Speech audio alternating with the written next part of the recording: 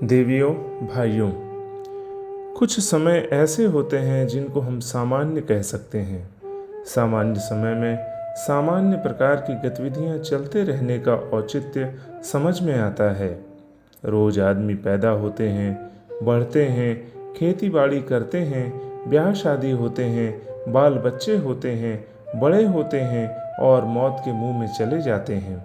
यह सामान्य क्रम है जो चलता रहता है। इसमें अचंभे की कोई नई बात नहीं है, लेकिन कभी कभी कोई ऐसे समय भी आते हैं जिनको हम विलक्षण कह सकते हैं, जिनको आपत्तिकाल कहा जा सकता है। मनुष्य के जीवन में आपत्तिकाल भी कई बार आते हैं। आपत्तिकाल में सामान्य प्रकार की प्रक्रियाएं लड़खड़ा जाती हैं। घर में आग लग जाए, छप्पर जल रहा हो, उस समय खाना नहाना सब कुछ छोड़कर जलते छप्पर पर पानी डालने के लिए सभी दौड़ पड़ते हैं। दुर्घटना हो जाए तो ऑफिस जाना छोड़कर पहले बच्चे को अस्पताल ले जाएंगे और प्लास्टर करा कर आएंगे। यह क्या कर रहे हैं? आपत्तिकाल की बात कर रहे हैं। आपत्तिकाल की कीमत जो समझते हैं उनको यह भी ध्यान है कि आपत्तिकाल के लिए आपत्तिकालीन व्यवस्थाएं बनाई जाती हैं। देश के ऊपर जब कोई दुश्मन हमला कर देता है तो क्या करना पड़ता है? दुश्मन बनना पड़ता है। सैनिकों की छुट्टियां बंद कर दी जाती हैं। नहीं साहब, हमारा ब्याह है, मुहूर्त भी छट गया है। आपका ब्याह होगा अगले साल में, अभी तो दुश्मन ने हमला कर दिया है, इसलिए आपकी छुट्टियां रद्द की जाती हैं और आपको लड़ने के लिए जाना होगा। हमारी माँ मर गई है, उसका श्राद्ध करना है, तो अगले साल करना, इस वक्त बंद कीजिए।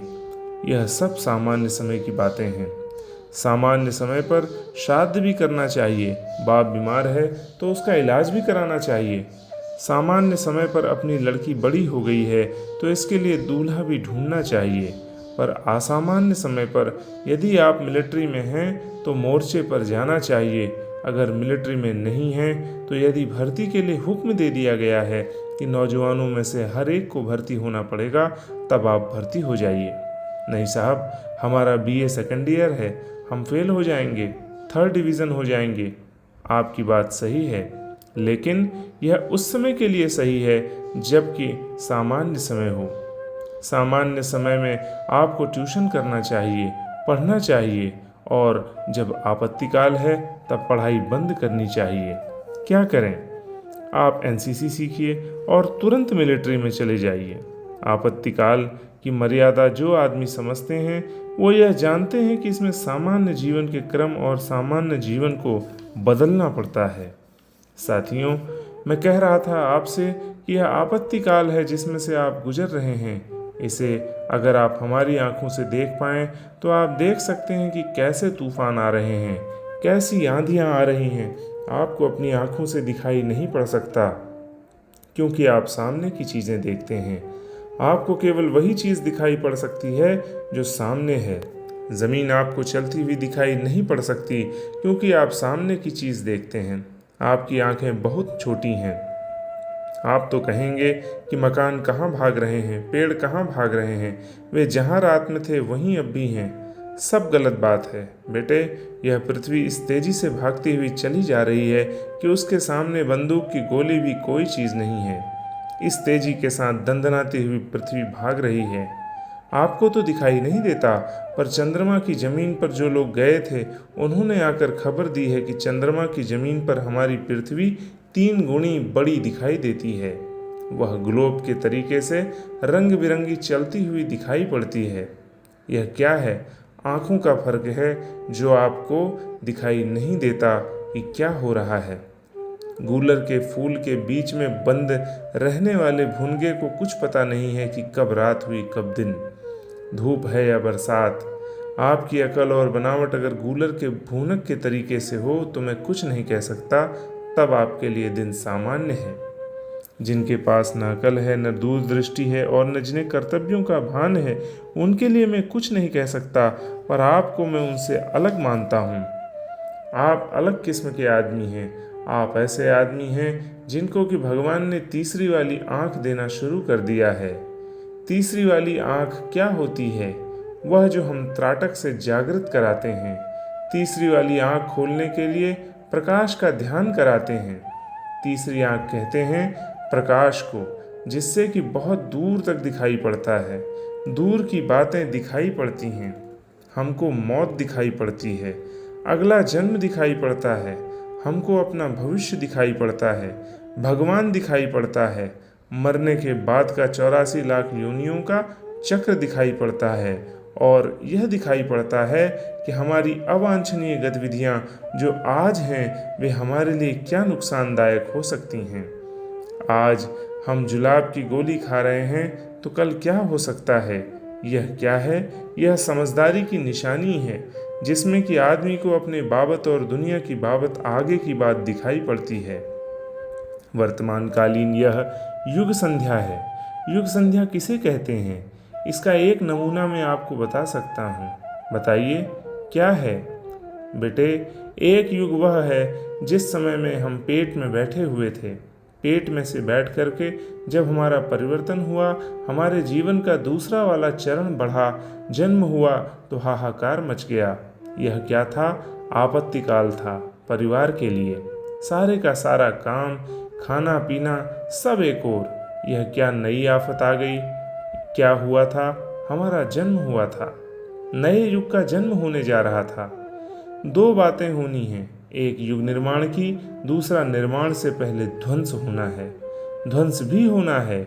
इमारत जब बनाई जाती है तब जमीन की खुदाई करनी पड़ती है, पीछे मिट्टी डालकर कुटाई पिटाई करते हैं और गड्ढे को ठीक करके तब दीवार की चिनाई की जाती है। नया मंदिर बनेगा, खंडहरी दीवार तोड़ो तुम। यह गीत लड़कियां गाती रहती हैं, आपने सुना नहीं है? भगवान के जब अवतार होते हैं तब एक ही काम नहीं करते, मात्र धर्म की स्थापना करते हुए नहीं आते, वरन अनीति का ध्वंस करते हुए भी आते हैं। भगवान जब अवतार लेते हैं तब कल्याण करते हुए ही नहीं आते, वरन सफाया करते हुए भी आते हैं। सफाया किए बिना नया नहीं बन सकता। निर्माण के लिए ध्वंस आवश्यक है, ध्वंस के बिना निर्माण संभव नहीं है। दोनों चीज़ें आपस में मिली हुई हैं। एक चीज़ का ध्वंस होता है तो दूसरी चीज़ का निर्माण होता है। एक आदमी मरता है तो दूसरा जन्म लेता है। नई पीढ़ी पैदा करेंगे, बहुत शानदार नई पीढ़ियां पैदा होंगी। अवतारों की प्रक्रिया के साथ में दोनों बातें एक साथ जुड़ी हुई हैं, एक ओर ध्वंस की, दूसरी ओर सृजन की। परित्राणाय साधुनाम विनाशाय च दुष्कृताम। साधुओं का उद्धार बाद में करेंगे, पहले दुष्कृतों को मारकर खत्म करेंगे। आप सोचते हैं कि भगवान जी आएंगे तो राम राज्य लेकर आएंगे, शक्ति लेकर, शांति लेकर आएंगे। आएंगे तो सही, पर यह भी ध्यान रखिए कि वे लाखों करोड़ों के लिए रोना पीटना और हाहाकार भी लेकर आएंगे। वे दावा बरसाएंगे तो क्रोध भी बरसाएंगे। दोनों तरह का संतुलन मिलता रहता है, तब कभी परिवर्तन की संध्यन वेला होती है। परिवर्तन की इस संध्या में आपको न तो कोई विशेष समय की मांग दिखाई पड़ती है, न कर्तव्यों की पुकार सुनाई पड़ती है, और न ही भगवान का अवतार दिखाई पड़ता है। पंचकोशी उपासना में हमने त्राटक को बहुत महत्व दिया है और कहा है कि आपकी मदद करने के लिए हम तैयार हैं। यह आपत्ति काल है, इसलिए आप कोई विशेष उपासना न करें तो भी कोई हर्ज की बात नहीं है। आपके बदले हम कर देंगे। आप अपनी उपासना थोड़ी देर करें तो भी काम चल सकता है। नहीं गुरुजी, हम तो योगा अभ्यास सीखेंगे, कुंडली जागरण सीखेंगे। बेटे, यह इतना सरल और सस्ता नहीं है जितना कि तू समझता है। इसमें सारे के सारे जीवन का कायाकल्प करना पड़ता है। अपने व्यक्तित्व को और चरित्र को उल्टा पुल्टा करना पड़ता है। यह शीर्षासन है जीवन क्रम का। आध्यात्म क्या है? जीवन का शीर्षासन।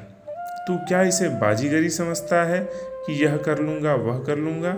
इसमें ऐसा कुछ नहीं है, वरन इसमें जीवन की दिशा उल्टी जाती है, जीवन को पलटा जाता है।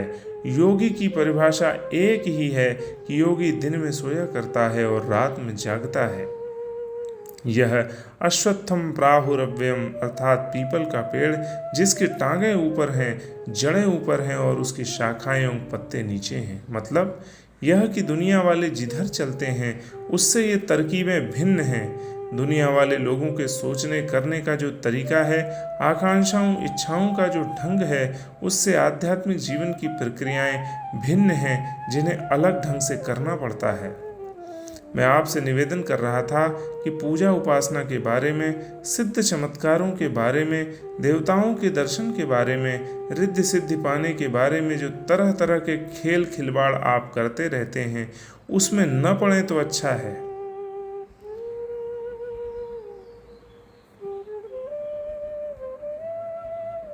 उसमें न पड़े तो अच्छा है, क्योंकि आपके लिए वह कठिन पड़ेगा। आप पहली मंजिल पर ही टक्कर खाकर चकनाचूर हो जाएंगे। जब आपसे ब्रह्मचर्य के लिए कहा जाएगा कि शारीरिक ब्रह्मचर्य उतना आवश्यक नहीं जितना कि मानसिक ब्रह्मचर्य आवश्यक है, तब आप दांत निकाल देंगे और कहेंगे कि शारीरिक ब्रह्मचर्य तो हमसे सत्ता नहीं, फिर मानसिक ब्रह्मचर्य की बात ही अलग है। 24 घंटे हमारा दिमाग और आंखें दुराचार में लगी रहती हैं। जब बेटे तेरी सारी शक्ति इसी में खर्च हो जाएगी, तब फिर तेरा सहस्त्रार चक्र कहाँ से जागेगा। सहस्त्रार चक्र में लगने वाली सारी शक्ति इसी में लय कर देंगे, तब फिर वह जागेगा कैसे। सहस्त्रार को जागृत करने वाला जो प्रकाश है, वह तो आपकी आंखों के रास्ते सारा का सारा वाइब्रेशंस तरंगों में से नष्ट हो जाएगा। फिर आप कहें कि गुरुजी हमारा सारा सहस्त्रार जगा दीजिए, तो कैसे जगाएंगे हम। इसके अंदर जो गर्मी थी, ऊर्जा थी, वह तो तूने खत्म कर दी। इसी तरह आहार के आधार पर जो तेरा रक्त बनता है और जिसमें बनता है मन, तमोगुणी अन्न, अनीति बेईमानी का कमाया हुआ अन्न, हराम का कमाया हुआ अन्न खा करके तूने उसे तमोगुणी बना लिया है। उसे मैं कैसे स्थिर कर दूं। सारे का सारा अन्न जिसे तू खाता है, उसमें तमोगुण ही तमोगुण भरा हुआ है, रजोगुण की सीमा में भी नहीं। पूरा परिश्रम कर चुके जो अन्न खरीदा नहीं गया, वह भी बेईमानी का है। केवल चोरी का डाका डालकर लाया गया अन्न ही नहीं, यह भी अभक्ष्य होता है। प्राचीन काल के पिप्पलादि ऋषि, कणाद ऋषि एवं अन्य दूसरे ऋषि सबसे पहले इस बात के लिए योगाभ्यास करते थे कि हमारे आहार के लिए अन्न कहाँ से आता है, जिससे हमारा रक्त बनता है, शरीर बनता है, जिससे हमें अच्छा कर्म करना आता है, और हमारा मन जिसमें अच्छे विचार आते हैं, वह कहाँ से बनता है, अन्न से बनता है। बेटे, कान में उंगली लगा लेना या हर वक्त नाक में से प्राणायाम कर लेना भर योगाभ्यास नहीं है। योगाभ्यास जीवन का उपक्रम है, जिससे जीवन में परिवर्तन करना पड़ता है। साधु या ब्राह्मण एक जीवन क्रम है, जीवन की एक फिलॉसफी है, सोचने और काम करने का एक तरीका है। योग अभ्यास, प्राणायाम आदि उसके ऊपर के श्रृंगार हैं, शान चढ़ने के पत्थर हैं, जिस पर घिसकर तलवार पर धार निकाली जाती है। लोहा न हो तो लकड़ी की तलवार नहीं बन सकती। आध्यात्म मार्ग पर भगवान की कृपा अनुकंपा पाने के लिए, सिद्धियां प्राप्त करने के लिए, आत्म शांति प्राप्त करने के लिए सबसे ज़्यादा एक ही चीज़ की ज़रूरत है, दूसरी कोई नहीं, और उसका नाम है व्यक्तित्व का परिष्कार। इसके लिए वहाँ से साधनाएं शुरू करनी पड़ती हैं, जहाँ से मनुष्य के आहार और व्यवहार को संयमित करना पड़ता है। यह शुरुआत है। फिर मन का संयम करना पड़ता है। यह एक साइंस है। उपासना में मन को अस्त व्यस्त नहीं जाने दिया जाता। उससे कहा जाता है कि आप हमारा और हमारे भगवान का संबंध है, इसलिए यहीं रहिए। इतने पर भी यदि मन भागता है तो भगवान की किताब पढ़िए, भगवान की शक्ल देखिए, भगवान से बातचीत करिए। बातचीत नहीं कर सकते तो भगवान का ध्यान कीजिए। ज्ञान ध्यान की बात करके मन को पकड़ करके रखिए। मन के निग्रह के बाद समय का निग्रह करना पड़ेगा। आपने आप को शिकंजे के तरीके से कसना पड़ेगा। यही तो एक संपत्ति है तेरे पास, और दूसरी कोई चीज़ नहीं। समय को व्यवस्थित नहीं किया गया तो तेरे हाथ कुछ भी नहीं रह जाएगा। विनोबा भावे से लेकर गांधी जी तक जितने भी महापुरुष और आध्यात्मवादी हुए हैं, उन्होंने समय को इस तरीके से कसा है कि एक क्षण भी बेकार न जाने पाए। यही तो दौलत है तेरे पास, जिससे चाहे आत्म कल्याण कर ले, चाहे जनता की सेवा कर ले, चाहे अपना स्वास्थ्य बना ले, चाहे परिवार की सेवा कर ले। प्रगति करनी है तो समय का संयम करना पड़ेगा, धन का संयम करना पड़ेगा, क्योंकि धन का संयम जब तक तू नहीं करता तब तक सैकड़ों तरह की बुराइयां आ जाएंगी। आलस्य, अहंकार, शराबखोरी, अपव्यय आदि सारी बीमारियां तो अनायास ही तेरे भीतर आ जाएंगी। धन का अगर संयम न कर सकेगा तो जो कुछ पुण्य परमार्थ कर सकता होगा सो नहीं करेगा, और यदि इसे औलाद के लिए छोड़कर चला जाएगा तो वे आपस में लड़ेंगी और उनका सफाया हो जाएगा। उपार्जन और व्यय कैसे करना चाहिए, यह जीवन की एक शैली है, एक क्रम है और एक आधार है। आध्यात्म एक साइंस है, इसमें जीवन का क्रम बदलना पड़ता है। इसलिए मैं आपसे निवेदन कर रहा था कि इस आपत्ति काल में योगाभ्यासी बनने के लिए, सिद्ध महात्मा बनने के लिए कोशिश मत कीजिए। इस आपत्ति काल की जो ज़रूरत है आप वही काम करें। हम आपकी सहायता करेंगे। इस आपत्ति काल में हमने अपने गुरु की सहायता की है और उसने हमारे लिए आवश्यकताओं को पूरा किया है। आपत्ति काल में हनुमान जी ने रामचंद्र जी की मदद की थी और रामचंद्र जी ने जिन सिद्धियों की जरूरत थी, पहाड़ उठाने से लेकर समुद्र छलांगने तक की सिद्धियां दे डाली। रामचंद्र जी ने यह कहा था, आप हमारा काम कीजिए, हम आपका काम करेंगे। यह भी एक तरीका है अंधे और पंगे का। अंधे की पंगे ने मदद की थी और पंगे ने अंधे की। आप हमारी मदद कीजिए और हम आपकी मदद करेंगे। आपके पास धन कम है तो बेटे मेरे पास भी कम है, पर जिससे हमारा संपर्क और संबंध है वो बड़ा मालदार आदमी है, उसकी बैंक बहुत बड़ी है। आप उसमें शामिल क्यों नहीं हो जाते? आप हमारी कंपनी में बीमा करा लीजिए।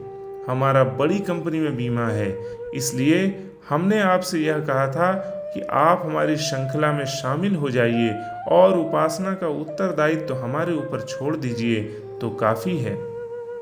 तो हम क्या करें गुरुजी? बेटे आप वही करें जो हम अपने गुरु का करते हैं। आपके लिए सबसे बेहतरीन, सबसे अच्छा, सबसे नफ़े का सौदा यह है कि जिस तरह हमने अपने गुरु का कहना माना है और उसके कहने के मुताबिक यह योगाभ्यास कर रहे हैं, जो उसने हमको सुपुर्द कर दिया और जिससे शक्तियाँ पैदा होती हैं, आप भी ऐसा ही करें। जिस योगाभ्यास को आप इतना सरल समझते हैं वह सरल नहीं, वरन इतना कठिन है कि आप कर नहीं पाएंगे। आप समझते हैं कि गायत्री माता का अनुष्ठान 24,000 जप में हो जाता है, तो यह इतने से पूरा नहीं होता। गायत्री ब्राह्मण की कामधेनु है, अतः जप करने से पहले ब्राह्मण बन। नहीं साहब, ब्राह्मण नहीं बनेंगे, रहेंगे तो हम डाकू और रहेंगे तो हम हत्यारे कसाई, पर 24,000 का जप करेंगे। तब बेटे इससे क्या हो जाएगा? गंदे नाले में गंगा जल डाल देगा तो क्या सारा का सारा गंदा नाला शुद्ध हो जाएगा? गंदा नाला शुद्ध नहीं होगा, वरन वह गंगा जी भी गंदा नाला हो जाएंगी। तू मोटी बातें भी समझता क्यों नहीं? मोटी बातें समझ। इसलिए मैं आप लोगों में से हर एक का उत्साह, जिसमें योगाभ्यास शामिल थे, तरह तरह की जादूगरी शामिल थी, तरह तरह के शब्द कानों में सुनने के लिए शामिल थे, उनसे आपको निरस्त करता हूँ और यह कहता हूँ कि आप उधर से मन हटा लें और हमारी साधना में शामिल हो जाएं। कैसे शामिल हो जाएं? यह आपत्ति काल है। आपत्ति काल में आपत्तिकालीन कार्यक्रम बना लें तो ठीक रहेगा। आपत्तिकालीन क्रियाकलाप में आप एक कार्यक्रम यह बना लें कि आप इतनी व्यक्तिगत महत्वाकांक्षाओं को कम कर दें। सामान्य भारतीय जिस स्तर का जीवन यापन करता है, वहाँ तक आप अपने को सीमाबद्ध कर लें तो आप आपत्ति काल में युग की मांग और समय की मांग के लायक कुछ कर पाएंगे। अगर आपकी महत्वाकांक्षाएं जिंदा रहीं तो आप कुछ नहीं कर पाएंगे, क्योंकि आदमी की महत्वाकांक्षाओं के पूरा होने की कोई गारंटी नहीं है। आपत्तिकालीन इस युग संध्या में अपने कर्तव्यों का पालन करने के लिए अगर आपकी इच्छा है तो आपको भगवान के कार्यों में सहायक होना चाहिए, और योगाभ्यास का साधना का पहला कदम यह मानकर चलना चाहिए कि हमारे लिए इतना ही काफ़ी है जितने में हमारा गुजारा हो सके। औसत भारतीय स्तर के हर आदमी के हिस्से में जितना आता है उसी स्तर का आप अपना और अपने परिवार का खान पान और रहन सहन एवं संग्रह बना लें। मित्रों, महत्वाकांक्षाएं अगर आपके दिमाग पर हावी रहीं तो हमको कहना पड़ेगा कि आपत्तिकालीन योग में आप कुछ नहीं कर पाएंगे। नामवारी के लिए, यश, लोभ या भड़कावे बहकावे में आकर परोपकार के नाम पर कुछ खेल खिलौना थोड़ा बहुत कर भी लें, पर असल में आप कुछ ठोस काम नहीं कर पाएंगे। अपनी महत्वाकांक्षाओं को कम करिए। तो क्या महत्वाकांक्षाएं खत्म कर देने से आदमी का वर्चस्व खत्म हो जाएगा? नहीं बेटे, उसके पॉइंट बढ़ा दें, दिशाएं बदल दें, जीवन को बड़प्पन की अपेक्षा महानता की दिशा में मोड़ दें कि हम महान बनेंगे। महान किसे कहते हैं? जो सिद्धांतों के लिए काम करते हैं, आदर्शों के लिए काम करते हैं। इस दिशा में महत्वाकांक्षाओं को जितना बढ़ाना चाहें बढ़ा दें। गुरुजी, हम तो ऋषि बनेंगे। बेटा, हम तुझे ऋषि बनाएंगे। ऋषि की महत्वाकांक्षा बढ़ा, हम तुझे ब्रह्मर्षि बना देंगे, राजर्षि बना देंगे, देवर्षि बना देंगे, पर शर्त एक ही है कि हमारे रास्ते पर चल और उधर की महत्वाकांक्षाएं कम करके इधर की महत्वाकांक्षा में लगा दे। फिर जो भी तू कहेगा हम बना देंगे। हम आपको श्रेष्ठ नहीं बना सकते, मिनिस्टर नहीं बना सकते, राजा भी नहीं बना सकते, पर आपकी आध्यात्मिक महत्वाकांक्षाओं को हम पूरा कर सकते हैं, क्योंकि वे स्वाभाविक और सरल हैं। उसमें दैवी शक्तियाँ सहायता करती हैं, पर आपकी भौतिक महत्वाकांक्षाओं में दैवी शक्तियाँ सहायता नहीं करती। उसमें आपका कर्म और पुरुषार्थ सहायता करता है। यही धूमधाम करके दैवी कृपा आशीर्वाद के रूप में आ जाती है। फोकट में दैवी कृपा आदमी की भौतिक महत्वाकांक्षाओं को पूरा करने में सहायक नहीं होती है। यदि देवता पैसा देते तो हिंदुस्तान जैसा देश, जो देवताओं का देश कहलाता है, गरीब नहीं रहा होता। लक्ष्मी जी की पूजा करते हुए 7 पीढ़ियां व्यतीत हो गईं, फिर भी गरीबी हमारे घर से निकलती नहीं। लक्ष्मी जी आई नहीं। हमने सुना है देवता कृपा करते हैं। देवता कृपा नहीं करते, भौतिक जीवन में योग्यताएं काम करती हैं, पुरुषार्थ काम करता है। जापानियों से पूछ कर आइए कि आपको जो संपत्ति मिली है उसे क्या लक्ष्मी जी ने भेजा है या आपके पुरुषार्थ ने? हर जापानी यही कहेगा कि हमारे पुरुषार्थ ने भेजा है। लक्ष्मी जी की इसमें कोई सहायता नहीं।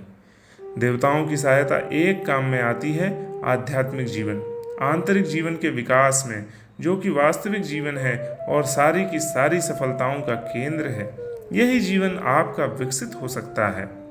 इस आपत्ति काल में जो सामान्य समय नहीं है, यदि आप अपने जीवन की रीति नीति और गतिविधियों को बदल दें, अपने भौतिक जीवन की महत्वाकांक्षाओं को कम कर दें, जितने कम में गुजारा हो सकता हो उतने कम पैसे कम समय में अपना गुजारा कर लें और बाकी सारे का सारा समय श्रेष्ठ कामों के लिए, आध्यात्मिक कार्यों के लिए, आपत्तिकाल के क्रियाकलापों के लिए समय की मांग को पूरा करने में लगा दें। वह रीति अगर आपकी समझ में आ जाएगी तो फिर मैं कहता हूँ कि बात का रास्ता आपका साफ है। फिर आपकी मुक्ति का रास्ता खुल गया और जो चीज़ें आप चाहते थे उसके मिलने की गारंटी हो गई। यदि आपने अपने आप को बदल लिया तो सिद्धियां भी मिल जाएंगी। सूरदास ने अपने आप को बदल लिया तो वे विल्व मंगल से सूरदास हो गए थे। भगवान उनको इसी जीवन में मिल गए थे। तुलसीदास ने अपने जीवन क्रम को बदल दिया था तो भगवान उनको इसी जीवन में मिल गए। वाल्मीकि ने अपने जीवन क्रम को बदल दिया तो भगवान उनको इसी जन्म में मिल गए। बुरे से बुरे आदमियों में से जिन्होंने अपने जीवन क्रम में हेर फेर नहीं किया, भगवान के ऊपर जाल फेंकते रहे और यह कहते रहे कि हमको दिला दीजिए, आप हमारी डकैती में फ़ायदा करा दीजिए। बेटे, ये देवी देवता और भगत दोनों ही मरेंगे, दोनों ही पिटेंगे। मैं चाहता हूँ कि आप इस अज्ञान से, इस जंजाल से निकल आएँ तो अच्छा है। मैं चाहता हूँ कि आपके सामने आध्यात्म की, शांति की, भगवान के प्यार की, सिद्धियों की, चमत्कारों की, जीवन की सार्थकता की एक स्पष्ट रूपरेखा हो तो काम चल जाए। यह आपत्ति धर्म है। इसमें आप लोग एक काम करना कि अपनी व्यक्तिगत महत्वाकांक्षाओं को जितना कम कर सकते हो कम करना, ताकि उसी सीमा में आप ब्राह्मण होते चले जाएं।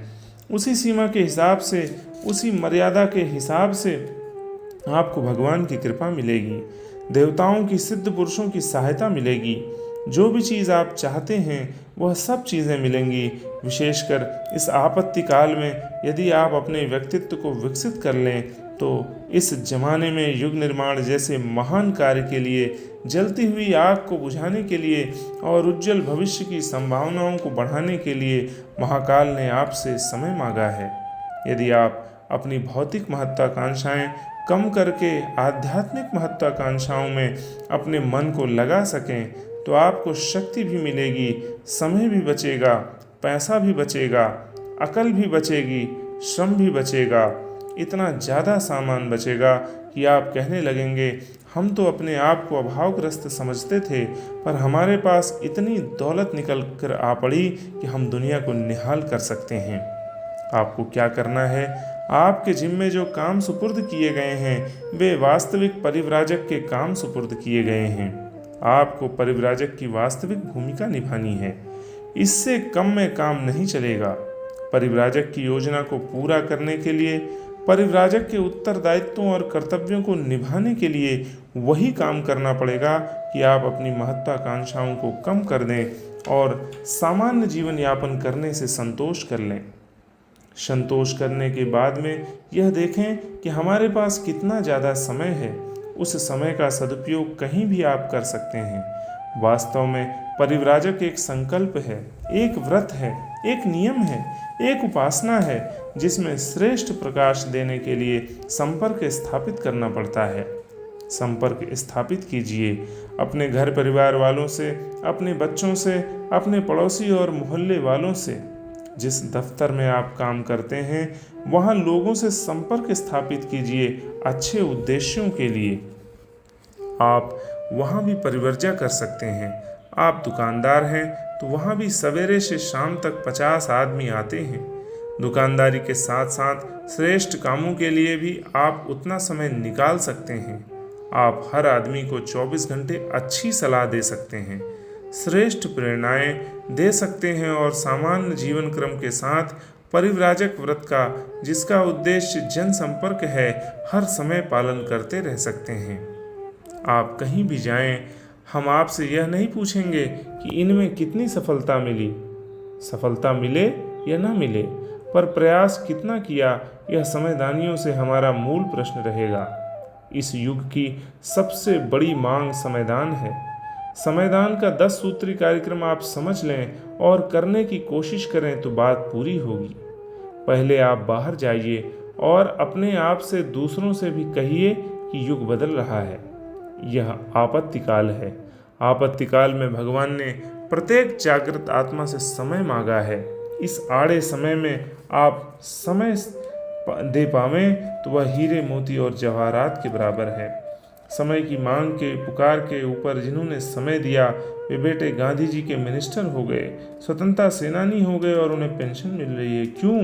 क्योंकि आपत्ति काल में जब राष्ट्र पर आपत्ति आई थी तो देश को आज़ाद कराने के लिए वे सत्याग्रही सेना में शामिल हो गए और जेल की यातनाएं सही। तो गुरुजी आप ऐसा कीजिए कि मुझे भी कहीं स्वतंत्रता सेनानियों में भिजवा दीजिए। 3 महीने की जेल हो जाएगी। बेटे तुझे मिलेगी नहीं, क्योंकि समय चूक गया। जेल जाने का समय था, अब नहीं। अब आपत्तिकालीन समय है, युग बदल रहा है। आज का समय देना हीरे के बराबर, मोती के बराबर है। अगर अगली बार देगा तो तू क्या देगा? जब समय बदल जाएगा तब हम तेरे समयदान का क्या करेंगे? फिर समयदान की जरूरत नहीं पड़ेगी। इसलिए आप यहाँ से जाने के बाद स्वयं से, अपने आप से और हर जागृत आत्मा से यह कहना कि युग संधि के ये वर्ष ऐसे हैं जिसमें दुनिया का कायाकल्प हो जाएगा। कैसे हो जाएगा, इस संबंध में बेकार की भविष्यवाणियां तो नहीं करता। बेकार की भविष्यवाणियां करना मुझे नापसंद है, पर मैं 2 भविष्यवाणी कह देता हूँ कि लोगों में बहुत तबाही आएगी, संसार में बहुत तबाही आएगी। तब आपको राहत के लिए काम करना पड़ेगा। तबाही क्यों आएगी? क्योंकि अवांछनीय तत्व जहाँ कहीं हैं वे सब घटेंगे। घटने के लिए विनाश होगा और विकास के लिए नए निर्माण होंगे। आप यहाँ से जाने के बाद एक बात हर एक से कहना, अपने से 100 बार कहना, और जो कोई जागृत आत्मा दिखाई पड़े उससे कहना कि महाकाल ने एक ही निमंत्रण भेजा है, समय की मांग का निमंत्रण। आप परिव्राजक हैं, जनसंपर्क में आप जहाँ कहीं भी जाएं, आज कृपा करके एक ही बात कहना हर आदमी से, जो कोई भी आपको भजन करता हुआ, पूजा करता हुआ दिखाई दे, उससे यही कहना, अगर आप भगवान का अनुग्रह पाने के इच्छुक हों, भगवान की सहायता करने के इच्छुक हों, तो गुरु जी ने पल्ला पसार करके, महाकाल ने पल्ला पसार करके, युग के देवता ने पल्ला पसार करके हर आदमी से समय मांगा है। आपके पास समय हो तो हमें दें, युग निर्माण के लिए, राहत कार्यों के लिए, पीड़ा और पतन से लोहा लेने के लिए, सत्प्रवृत्तियों के संवर्धन में योगदान देने के लिए और दुष्प्रवृत्तियों से संघर्ष करने के लिए। दोनों हाथ से इस आपत्ति काल में भगवान ने पुकार की है। अगर आप कर सकते हो तो करना। यहाँ से जाने के पश्चात समय देना केवल उनके लिए संभव हो सकता है जो अपनी भौतिक महत्वाकांक्षाओं पर नियंत्रण लगा सकते हैं। इसके अलावा कोई समय नहीं दे सकता। मित्रों, मैंने अपनी बात कह दी। आज की बात समाप्त। ओम शांति।